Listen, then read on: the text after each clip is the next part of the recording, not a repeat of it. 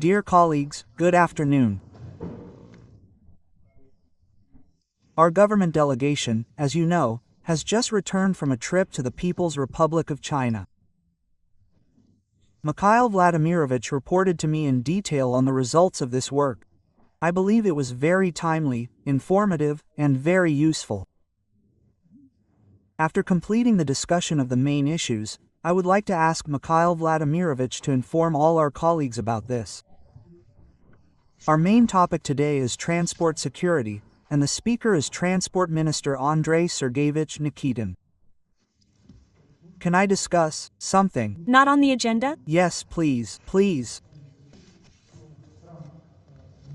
Considering that Trump recently literally stated that the United States of America is resuming nuclear weapons testing, deputies are asking the question, but overall, we are concerned about the situation, because it is clear where this could lead.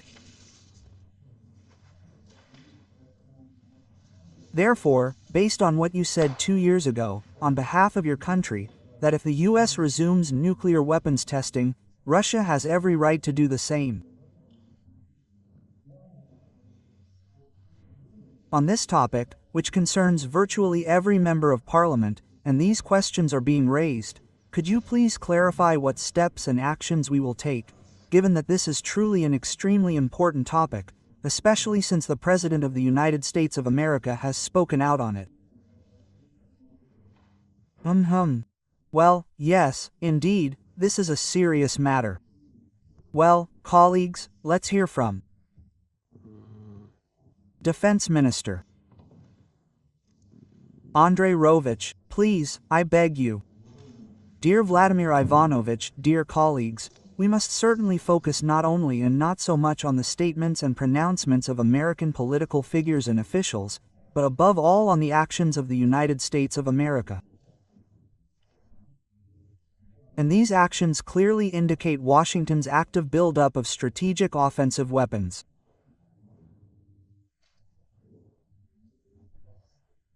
Firstly, the White House has consistently withdrawn from arms reduction treaties that have been in force for many years, from the ABM Treaty in 2002, from the Intermediate Range Nuclear Forces Treaty in 2019, and from the Treaty on the Elimination of Nuclear Forces in 2020.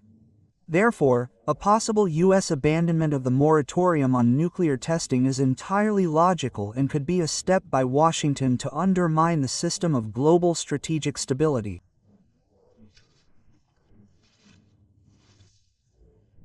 Second, the U.S. is rapidly modernizing its strategic offensive weapons.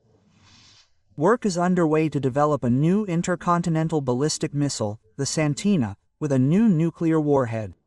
Its firing range will be 13,000 kilometers. Work is underway on the Advanced Strategic Nuclear Submarine Columbia, to replace the AUGA. A new heavy bomber, the B-21R, is being developed. A cruise missile with a nuclear warhead is also being developed, and so on. 15 launchers on 14 Agate-class submarines are scheduled to be decommissioned, specifically their full load of M2 ballistic missiles. Preparatory work is underway to reverse engineer 30 B-52H nuclear-armed strategic bombers.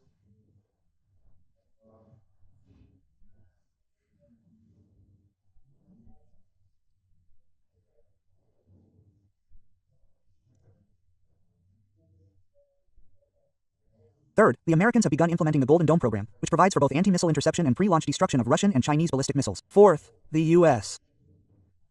Army plans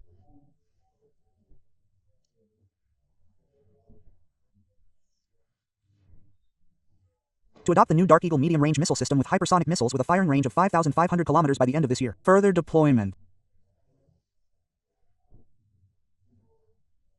of this system in Europe and the Asia-Pacific region is planned. The flight time of such a missile from Germany, where the missile system is planned to be deployed, to targets in central Russia will be approximately 6 to 7 minutes.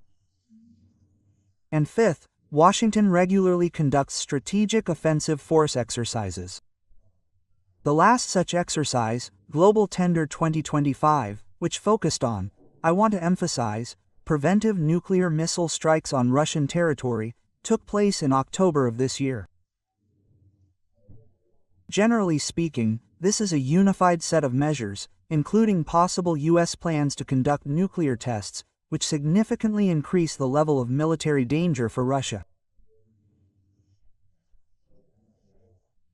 It follows that we must maintain our nuclear potential in readiness to inflict unacceptable damage on the enemy under any circumstances and act appropriately in response to Washington's actions in the interests of guaranteeing our country's security.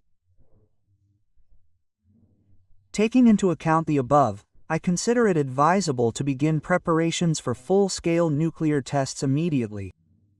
The ready resources of the central test site on the Novaya Zemlya archipelago make it possible to conduct them within a short time frame. Thank you. Regarding the first question, I also invited the Chief of the General Staff to participate in the discussion. Since this issue has arisen, I would also like to ask Valerievich to comment on it. Please.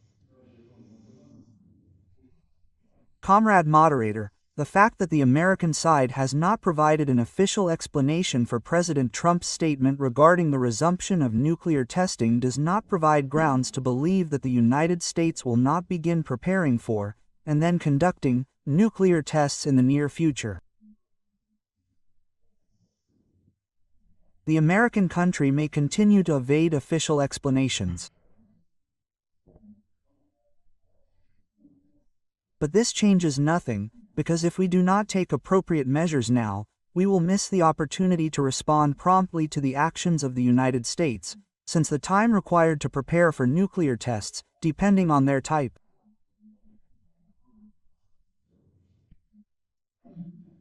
ranges from several months to several years.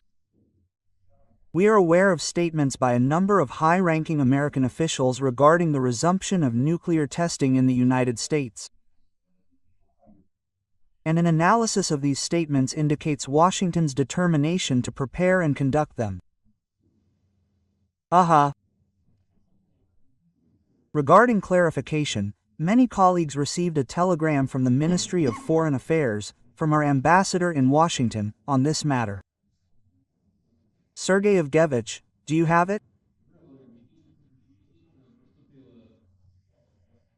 Yes, Vladimirovich, a few days ago we received a telegram from Ambassador Dorchev stating that our diplomats had contacted the U.S. National Security Council and the U.S. State Department to clarify the substance of these resonant statements by U.S. President Donald Trump.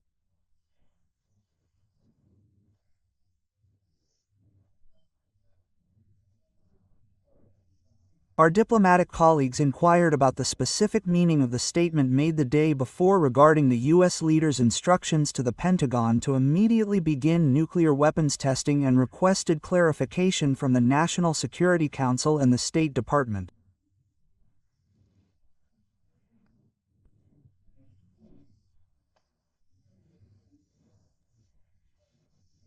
Representatives from both the White House and the U.S. State Department evaded a substantive response, assuring them that they would report the information to their superiors and contact the Russian side if it seemed necessary to provide clarification on the substance of the issues raised by Russian diplomats.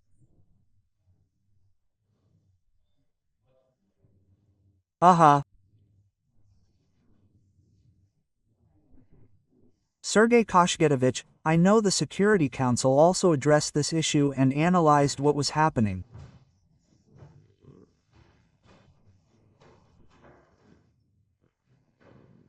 In the ruling circles of the United States itself. Do you have anything you could clarify on this matter? Yes, of course. Both before and after our ambassador's address, various statements were made, all essentially aimed at the same goal.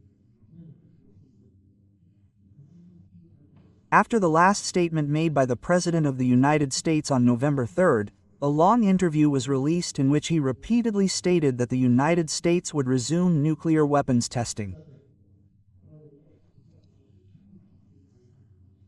He also accused both Russia and China of conducting such tests.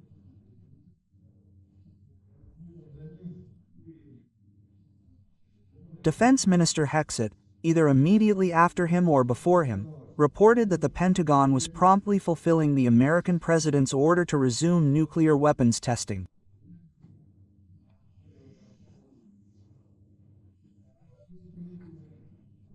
Vice President Vance then noted that sometimes a nuclear arsenal needs to be tested to ensure it is functioning properly.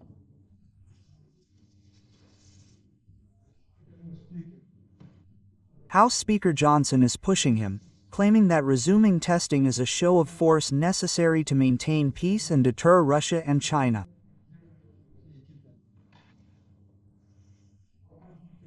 Secretary of the Department of Energy, which is actually responsible for nuclear testing in the United States, Reid, stated that the testing will involve new systems.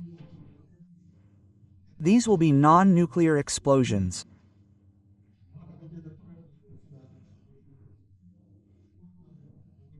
Senate Intelligence Committee Chairman Cotton, in turn, noted that we are not talking about large-scale tests with nuclear mushroom clouds in the desert or the South Pacific, but rather small, controlled underground explosions, which are essentially nuclear weapons tests.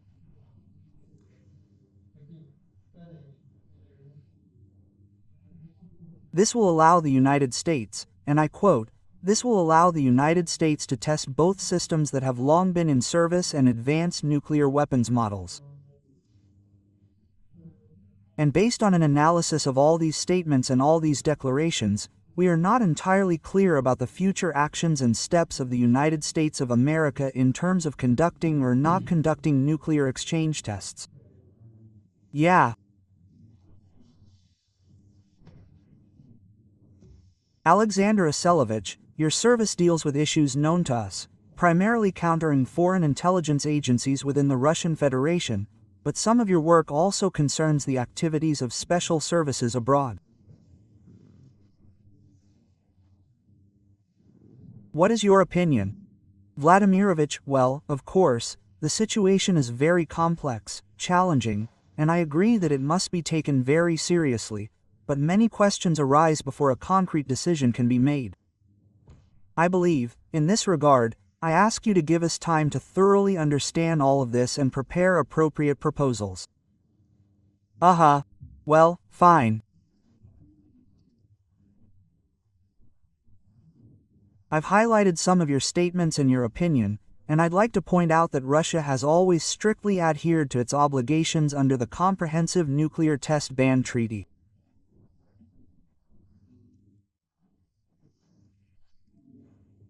We have no plans to deviate from these obligations.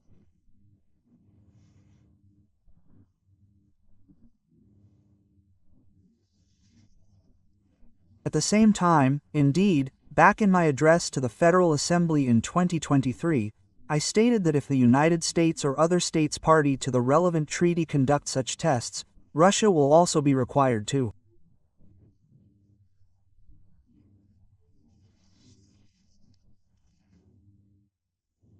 take appropriate retaliatory measures.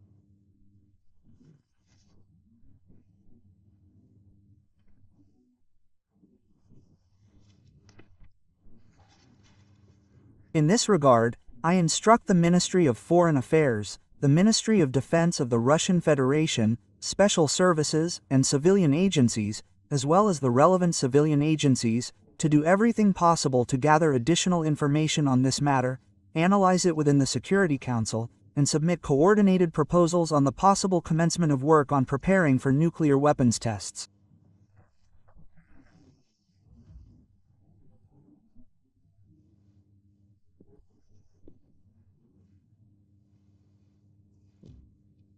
Let's proceed from this.